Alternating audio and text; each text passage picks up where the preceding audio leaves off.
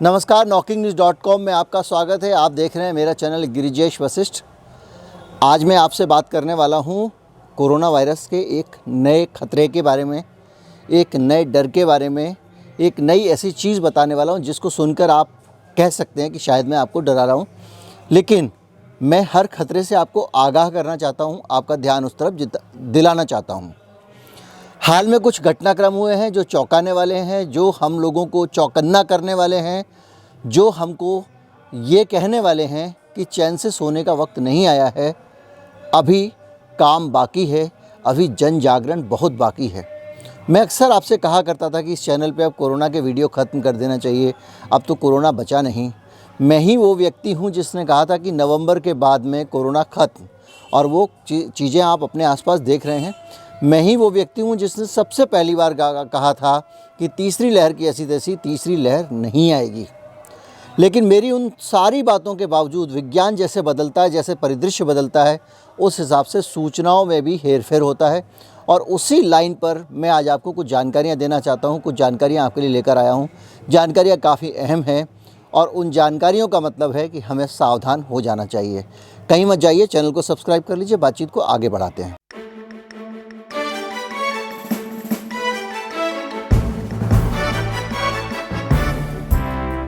सबसे ताज़ा खबर यूरोप से आई है।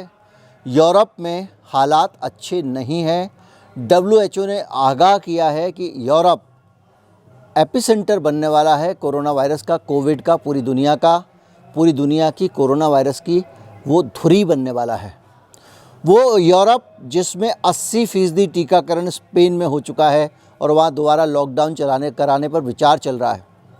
वो यूरोप जिसमें 65% टीकाकरण जर्मनी में हो चुका है, उस यूरोप की बात मैं कर रहा हूँ। उसके बावजूद यूरोप में केस बढ़ रहे हैं और लगातार केसेस बढ़ रहे हैं। लेकिन अब जो नए पैटर्न आ रहे हैं, नए ट्रेंड आ रहे हैं और जिस नई तरह की चेतावनी आ रही हैं, उनके बाद लगता है कि सावधानी में ही सुरक्षा है। ये बात मैं आपको क्यों कह रहा हूँ, उससे पहले मैं आपको कुछ और चीज़ें बताना चाहता हूँ। मैं आपको इतिहास में ले जाना चाहता हूँ कि जब भारत में पहली बार कोरोना वायरस आया तो वो हवाई जहाज़ के ज़रिए आया, विदेशों से आया। और बाकायदा चीन में जब कोरोना वायरस फैल रहा था तो भारत में चेतावनी दी जा रही थी।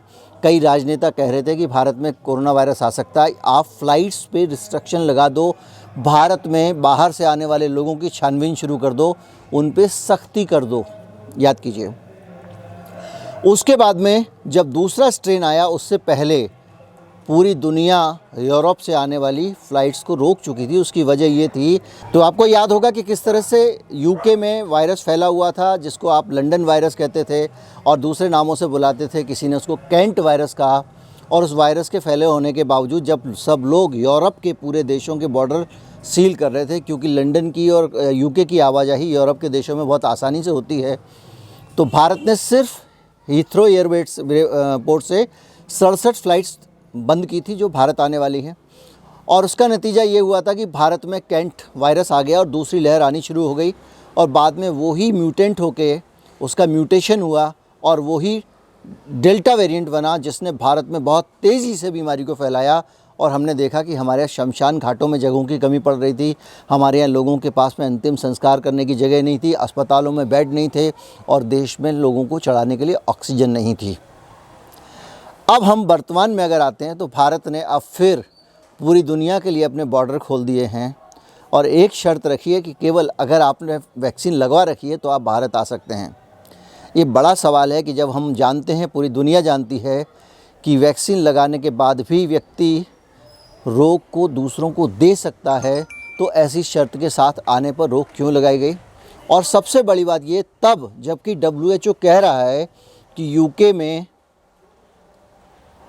लगातार केसेस बढ़ रहे हैं और यूके ही नहीं, पूरा यूरोप अब एपिसेंटर बनने वाला है, धुरी बनने वाला है, दुनिया का केंद्र बनने वाला है कोविड का यूरोप। उस यूरोप से अब लोग बेधड़क भारत आ जा सकेंगे।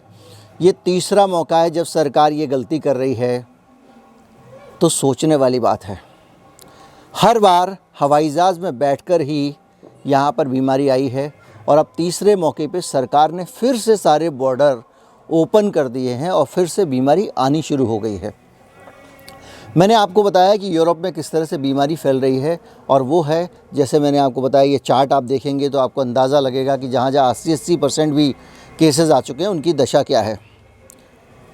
अब इससे अगर आप एक कदम आगे बढ़ें तो मेरी जो आशंका है, जो मैंने आपको कहा मैं डराने वाला हूँ, डरने की बात सिर्फ इतनी सी हो सकती है, जो अभी तक के किसी भी एविडेंस के हिसाब से डरने की बात नहीं है। अभी तक के हिसाब से हमारी बीमारी जा चुकी है।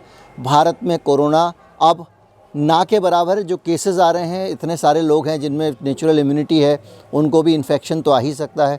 जिनके अंदर टीका लग चुका है उनमें भी इन्फेक्शन आ चुका है। तो जो केसेस आ रहे हैं उतनी ज़्यादा चिंता की बात बची नहीं है।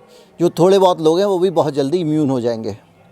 लेकिन चिंता की बात यह है कि अगर बहुत महत्वपूर्ण है ये बहुत हाइपोथेटिकल और काल्पनिक चीज़, लेकिन बगैर अगर और मगर के, बगैर माना की के कोई भी बात आगे नहीं बढ़ती और भविष्य की योजना आप बना नहीं सकते हैं।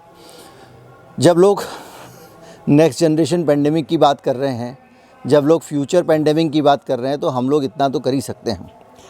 याद कीजिए, एक आदमी ने कहा था कि वायरस कंप्यूटर के वायरस की तरह है, और हो सकता है कि हर साल एक नया वर्ज़न आ जाए एंटीवायरस का, जिसको आपको इंस्टॉल करना पड़े, यानी एक नया तरह का टीका लगाना पड़े।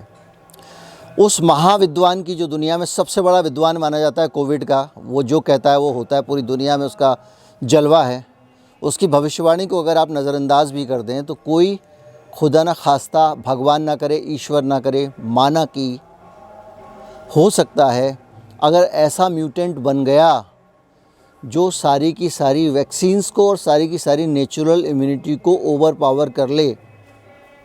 हमने देखा है बहुत सारे आरएनए वायरस होते हैं, उनमें ये होता है।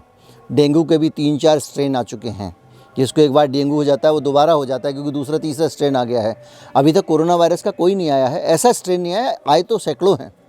तो ऐसी स्थिति जो होने वाली है उसमें भारत को तैयार रहना चाहिए। तो कम से कम जिन जगहों पे केसेस बढ़ रहे हैं दुनिया में, वो किसी भी वजह से बढ़ रहे हैं, वहाँ से फ़्लाइट अभी भी रोक के रखनी चाहिए, क्योंकि जहाँ केसेस बढ़ रहे हैं वहीं इम्यूनो डिफिशिएंसी का ख़तरा है, वहीं एक ऐसा वायरस आ सकता है जो सारे के सारे प्रोटेक्शन को फाड़ के निकल सकता है। इसलिए उन देशों की तरफ से आगाह रहना चाहिए, माफ़ कीजिएगा, उन देशों की तरफ से सावधान रहना चाहिए। और भारत जैसा देश बड़ी मुश्किल से इस टीकाकरण और दूसरी चीज़ों का खर्चा झेल पाया है। अब दोबारा से अगर सिर पे कोई मुसीबत आ गई तो ज़्यादा मुश्किलें होंगी। इसलिए सरकार को ये जो फ़्लाइट की आवाजाही है, इसमें RT-PCR टेस्ट की बंदिश तो जारी रखनी ही चाहिए। भारत के नागरिकों की सुरक्षा की प्राथमिक जिम्मेदारी सरकार की है और सरकार को उसको निभाना चाहिए। मैं खुद कह चुका हूँ, कोरोना वायरस अब जा चुका है, उसके बावजूद मैं कह रहा हूँ कि कोई ख़तरनाक वेरिएंट अगर आया तो देश के लिए मुश्किल होगी, इसलिए पहले से आगाह करना ज़रूरी है। उम्मीद करता हूँ आपको वीडियो मेरा अच्छा लगा होगा। अगर वीडियो अच्छा लगा हो तो ज़्यादा से ज़्यादा लोगों को जोड़ें और स्वयं भी लगातार जुड़े रहें। आज बहुत अच्छा लगा, मैं अपने शहर ग्वालियर आया हुआ हूँ। मैंने अपने वीडियो में ज़िक्र किया कि मैं ग्वालियर में हूँ। कम से कम 4-5 लोग मुझसे मिलने आए जो मेरा वीडियो देखते थे, उनसे मेरी मुलाकात हुई। मुझे बहुत खुशी हुई कि वो लगातार मैंने वीडियो देखते हैं और दूसरे लोगों से शेयर भी करते हैं। आपके साथ भी मुलाकात का कभी चाहा तो मौका मिलेगा ज़रूर, लेकिन जुड़े ज़रूर रहिएगा, क्योंकि सूचनाओं की इस अभियान को हम अगले स्तर पर ले जाने की प्लानिंग कर रहे हैं। बहुत जल्दी कुछ ना कुछ योजना लेकर आएंगे। नमस्कार, जय हिंद। अगर आप हमको सपोर्ट करना चाहते हैं, आर्थिक रूप से सपोर्ट करना चाहते हैं, तो हमारा UPI ID डिस्क्रिप्शन में है, उसके ज़रिए आप भुगतान कर सकते हैं।